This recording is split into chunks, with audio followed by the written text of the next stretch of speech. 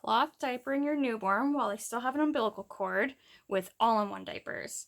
This baby has a little visual umbilical cord for reference. So first thing is to look at your diaper. This is a teeny tiny newborn diaper, and they actually have a special snap here.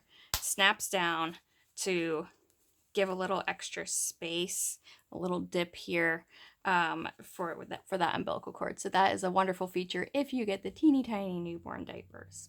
So look for that first. Second option is if you have a diaper with a rise, adjust that down so that it rises how far up the diaper goes in the baby's belly, and we want that to land a little lower than normal. So slide the diaper under your baby, bring together through the legs, and normally you would adjust the diaper nice and tight. But with the umbilical cord, we're actually going to leave it a little loose. We'll get it tight around the legs, but we can leave it a little loose here. And that's just fine. As long as everything's pointed downwards, baby's peeing often at this point, but not large amounts.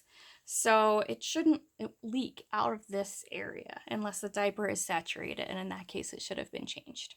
So adjust your diaper low, give it a little extra space for breathing room, and you're good to go from day one.